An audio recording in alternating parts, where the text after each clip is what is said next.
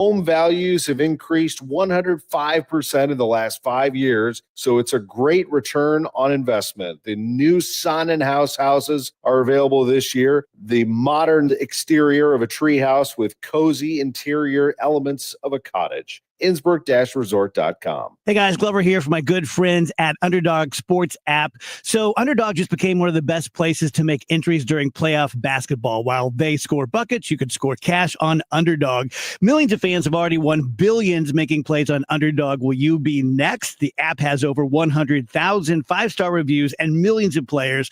To play, all you have to do is download the app and choose whether a player will go higher or lower on one of their stats. You can choose from things like points, assists, and so much more. I've been enjoying it playing baseball and hockey and now doing some NBA as well. Download the Underdog app and sign up with the promo code Glover to unlock a special offer of up to $1,000 in bonus cash when you make your first deposit. That's promo code Glover. Must be 18 and present in a state where Underdog Fantasy operates, whichever in Missouri you are. If you're concerned with your play, call 1-800-GAMBLER or visit ncpgambling.org. That's the Underdog Fantasy app. I've been having a blast with it. I think you will too. This is the Verizon Extra Innings Show. Verizon, the most reliable 5G in St. Louis. Keep the Pirates' hopes alive. The 3-2 pitch.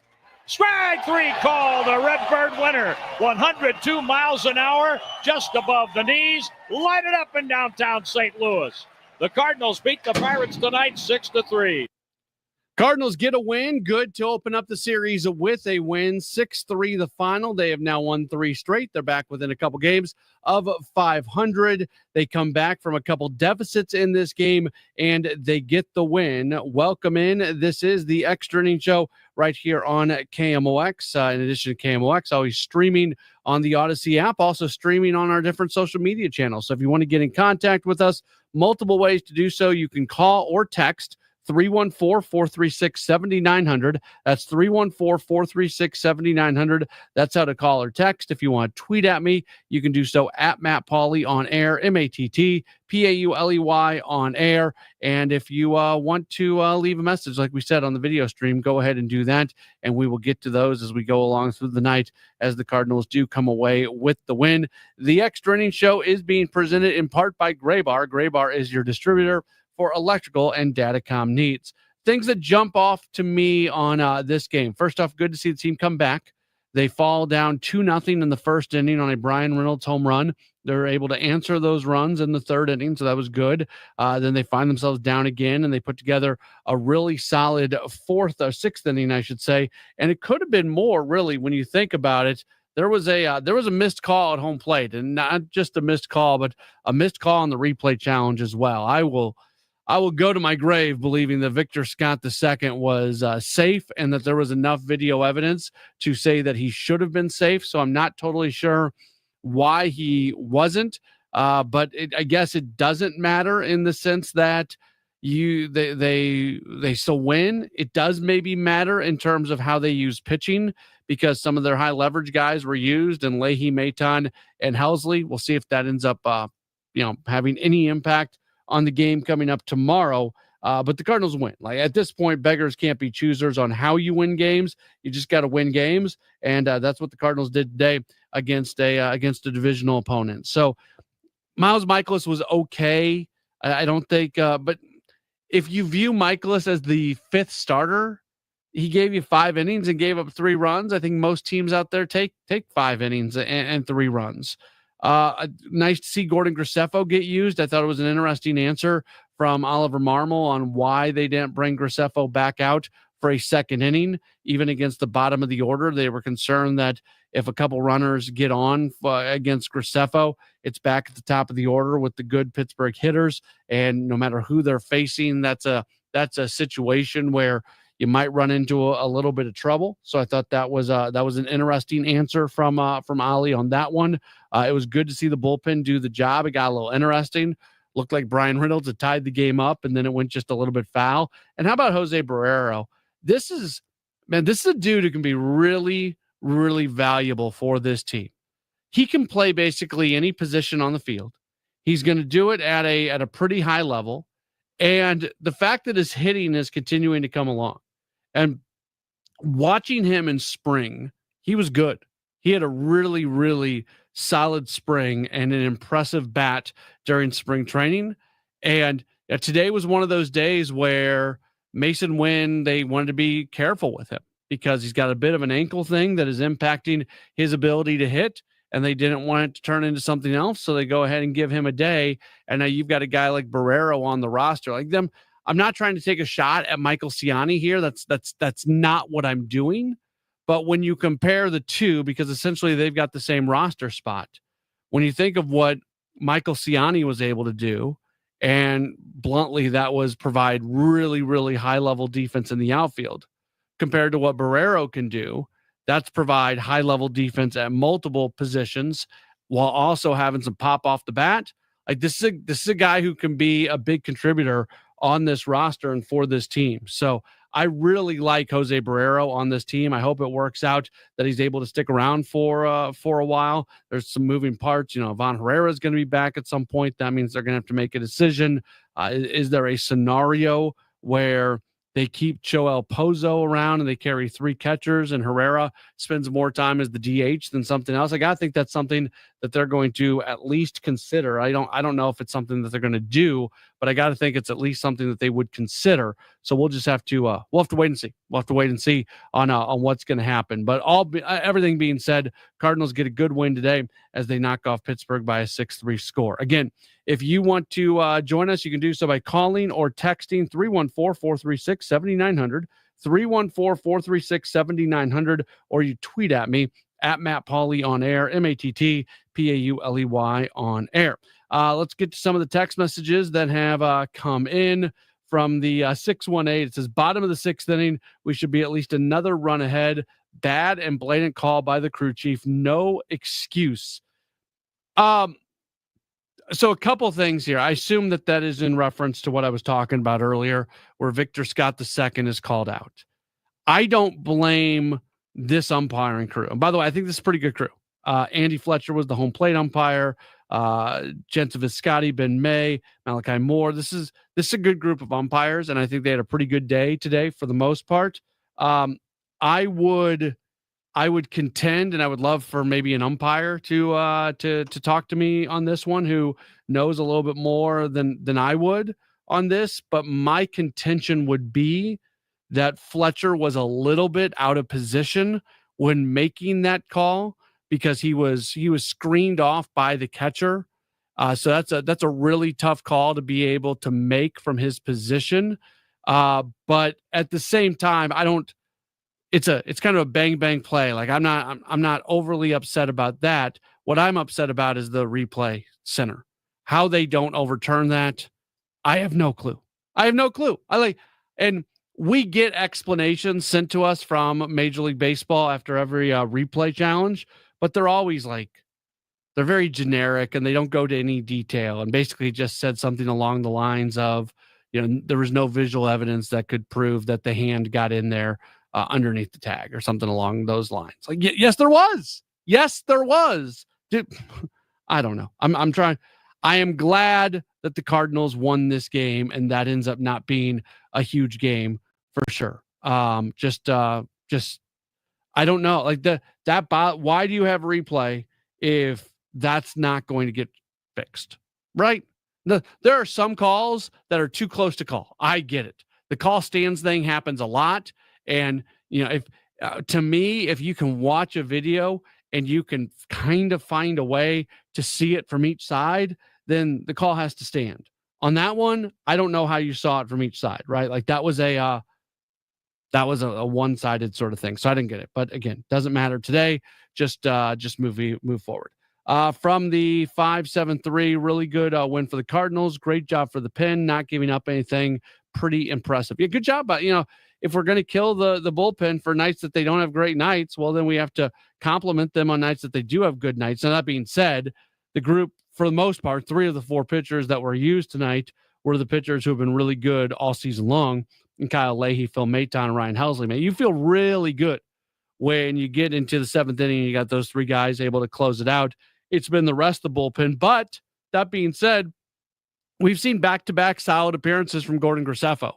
And working in short stints he's got more velocity on his pitches.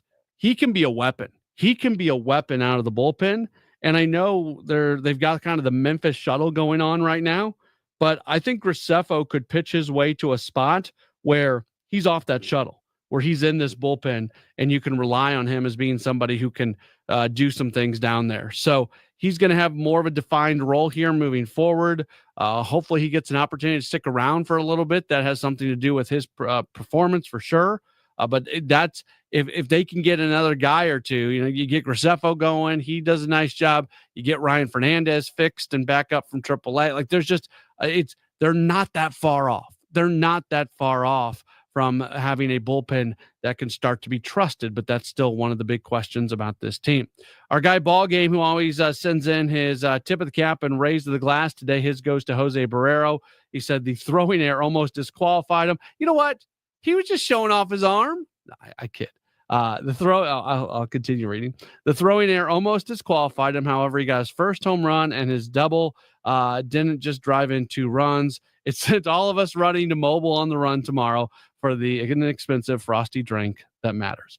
I'm glad you can enjoy yourself. What is it, 65-cent drink? So yeah, there you go. So to Ball Game, evidently a 65-cent drink is worth more than a guy who is committing an error. I kid. Like I don't. He's got a strong arm, and sometimes he uses it. Text message 573 says time for a long winning streak and to get fans back in the stands. Says really sad not to see people supporting the boys. They need the support. It's a shame that fans aren't showing up. I try not to be critical of fans. Like I understand the dissatisfaction with what's happened the last couple of years with this team not being in the playoffs, even last year where they were in a playoff position for much of the year, not being an overly interesting team. I do hope, and I get the sense that a few more people are paying attention. I do hope that people pay attention to this team, realize that there's some really intriguing pieces on this team, and it's an entertaining group, and they're playing really hard. You want a group that's going to represent St. Louis and go out and play hard every single night. I think this is that group. And there's some young players that are exciting to watch. I mean, you never know what Victor Scott II is going to do any day. You never know what Mason Wynn's going to do. So the fans are going to get back in here as the team keeps on winning. If they keep on winning, they're not even 500 right now, right? Like they've got more winning to do. But it's been a good 2 days, that's for sure. Sweeping a doubleheader from the Mets and then winning today against Pittsburgh in comeback fashion. And if you take a step back now and really look at what this team is in the middle of kind of the stretch that they're in right now, because they had to weather a really tough schedule to start the year. Well, now all of a sudden, their last few series, they took 2 out of 3 from a good Milwaukee team. They split a 4-game series against Cincinnati, and I don't care who you're playing, you'll always take a split of a 4-game series on the road. They take 2 of 3 from New York, and now they've taken the first game against Pittsburgh. And if they can win one of the next 2, at that point, you're going back to that Atlanta series as the last time you lost a series, and just keep winning series. And they've got more winnable series coming up. They're going to go to Washington and to Philadelphia on this next trip. Philadelphia is really tough. They're a legit World Series contender. Washington, not as much so. The end of that trip, going to go to Kansas City. Going to be back home for Detroit. Detroit's a good team.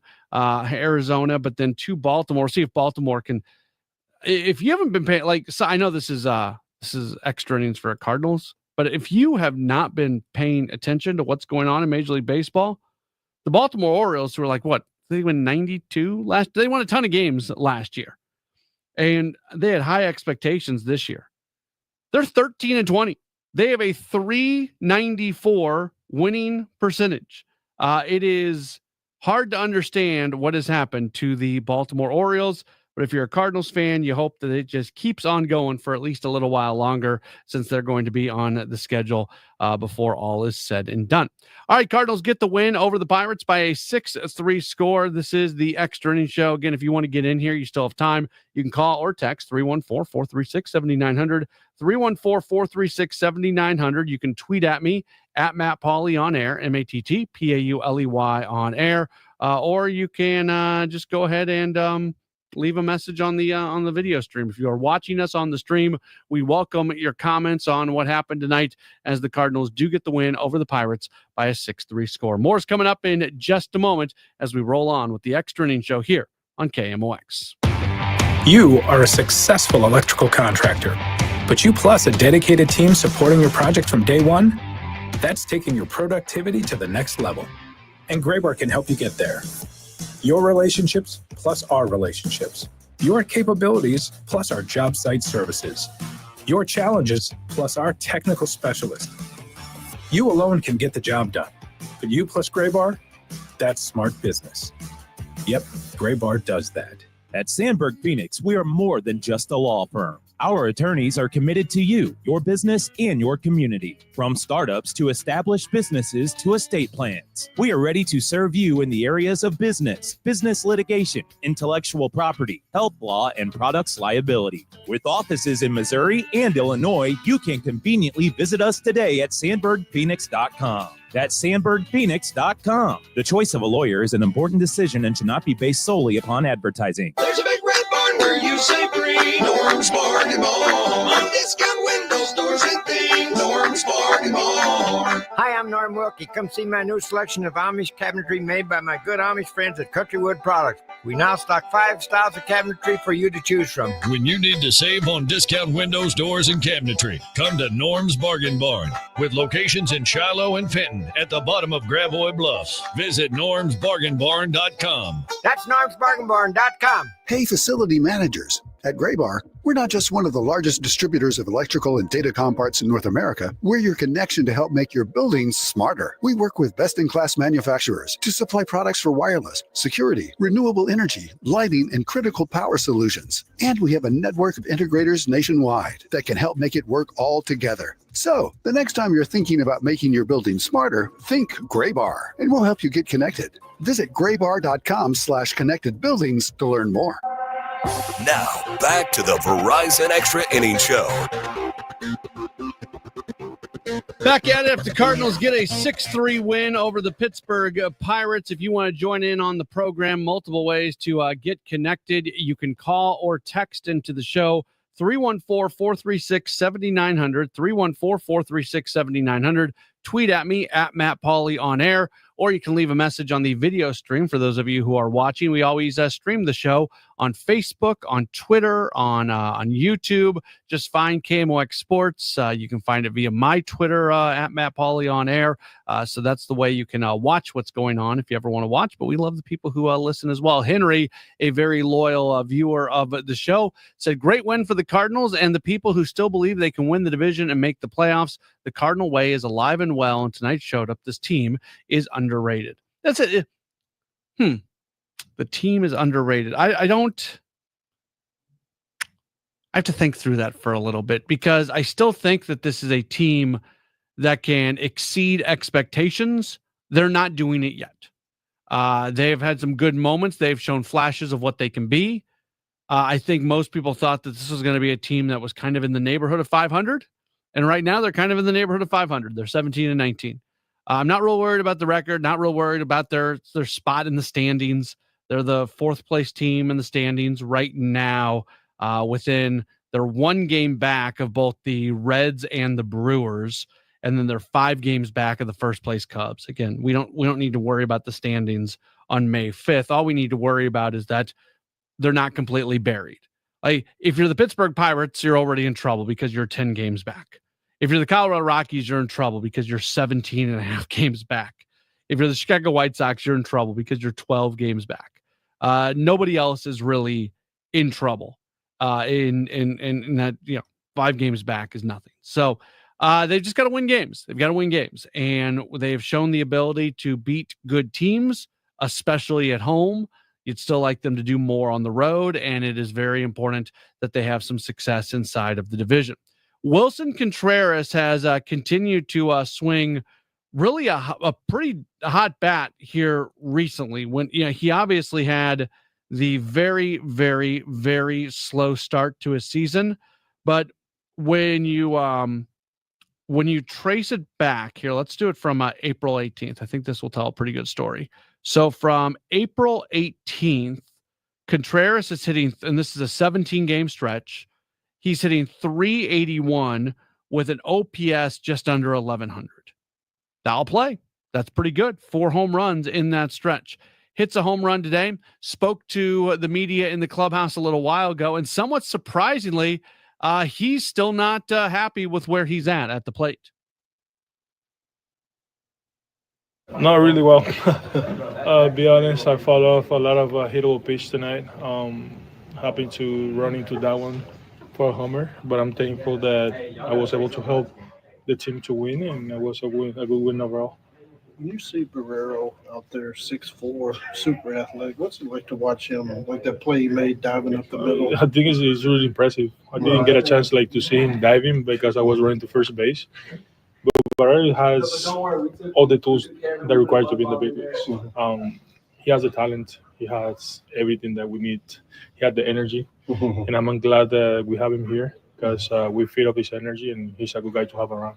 Well, so what is it like seeing him step into the starting spot tonight and do what he did on defense and on offense? It's really good. I think every player that get called up to this team need to be ready to step in anybody's spot. He did tonight. I think he's doing really well. We like him here. He's a great guy, great energy, like I said, and just see him do see him make an adjustment from spring training to now is really good. What was the moment like when he hits that homer to get you guys on the board? Oh, that was amazing. We were talking about loading earlier last night, and he did tonight. So that's the damage that he can do when he loads earlier. But the same is you have to pick up the right pitch and the right spot to square a ball like he did tonight. Did he ask you for advice? Or? That's Wilson Contreras speaking with the media inside the Cardinals clubhouse not that long ago. 314-436-7900, 314-436-7900. That's how you call. That's how you text. Kevin has given us a call. Hey, Kevin, you're on the Extra Innings Show. I'm calling the Cardinal fans out. I'm 60-plus years old. I'm a Cardinal fan from birth. I went to the games yesterday with the Mets. I was at the game tonight. I have been thoroughly entertained, and there are reasons to come out and watch this team. Victor Scott is worth the price of admission every night. You never know what Nootbaar is going to do. I'm watching Arenado make crazy plays in the field. This is a fun team to watch. I know they're not quite 500 yet, but I would encourage everybody to come out and watch them because I'm thoroughly entertained, and I'm glad that I'm coming. Yeah, Kevin, appreciate the phone call. I think most people who are watching this team on an everyday basis, so you might be preaching to the choir on this one, because if you're listening to this show, or if you're watching this show, you might be in that same group. Folks who are paying attention to this team, look, they are a flawed team. They're under 500. There's things they don't do well. I get that. There's times where they make decisions that are a little bit frustrating because it feels like it's about giving opportunities to certain guys sometimes in some situations, and that's part of the runway, and that's part of the transition, and that's part of everything that's going on this season. Like, I understand all those things, but to Kevin's point, there's some real entertaining dudes that are playing for the Cardinals, and I think the important part is them playing well. And I know there's a group of people out there, because I hear from them almost every single day, that don't like Oliver Marmol, don't like John Mozeliak, don't like the DeWitts, don't like anybody. And they've decided that they are not going to support the team until more changes are made. That's your right. Okay, that's your right to do that. If that's what you want to do, that's fine. I'm not gonna call you out as a bad fan because you're choosing to do that. That's your right, and that's what's happened here over the last couple seasons. With all due respect, if the team is playing good baseball, again, this team, they're on the verge of it. They're 17-19. Look, they lose the next 2 games against the Pirates. It feels very different, right? Like right now, even in the first month of the season, it felt like the season was over when they lost that first game against the Mets, and then feels like they're great when they sweep the doubleheader. So we're in a really weird spot right now where every day feels more than just one of 162. And that's a really tough way to take in a baseball season. That's a really, really tough way to take in a baseball season. You just can't do it. But that's kind of where this team is at right now. And part of it is because you don't completely know who they are, and you don't totally know what it's going to be like moving forward. So a lot of fans are at that spot. And if this is a good team, if this is a team that plays hard, if this is a team that's going to go win games, then with all due respect to the people who are not showing up for various reasons, I like Oliver Marmol, right?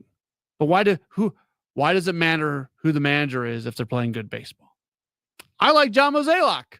I think it's time. It's time for a new person to come in, and I'm excited about what's going to happen with Chaim Bloom moving forward. And Mo's not perfect, and there's certainly been mistakes made. But you know what? Chaim's going to make mistakes too, and every baseball executive out there makes mistakes. Brian Cashman makes mistakes. David Stearns makes mistakes. Whoever, everybody makes mistakes. I'm just trying.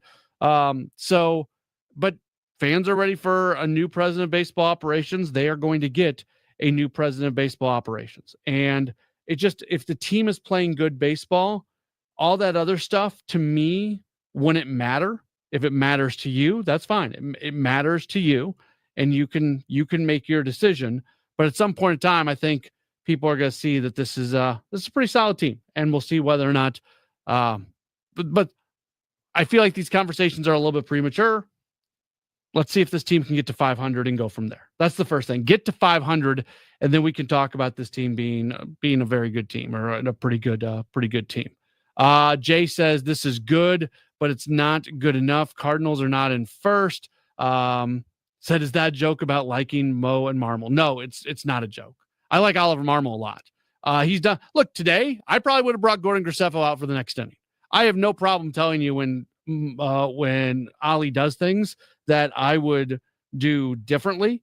But I thought his answer for why he did what he did was a really good answer, with the idea that you don't want the bottom of the order getting on if you bring him back out for the second inning, and then all of a sudden the top of the order is coming up in an RBI situation. That is a legit reason. That is a legit reason not to do it. I probably just try to save the bullpen a little bit and not overuse these guys who are being used a ton. I would have probably gone with Graceffo in another inning. I totally understand why Ali didn't, and I think I'm not upset about that decision. I just probably would have done it a little bit differently. He even said he could have brought Graceffo out for that next inning. What's on Deck, presented by Chesterfield Fence and Deck, the sign you have, the very best. Matthew Liberatore is pitching game 2 coming up tomorrow. Paul Skeens, who the Cardinals have had his number, will go for the Pirates. 6:45 first pitch. Coverage at 5:50. That will follow the Redbird Rush Hour. Thanks so much for being tuned in to the show tonight. We'll talk to you tomorrow for more Cardinals baseball. Time now for the best of the DGS.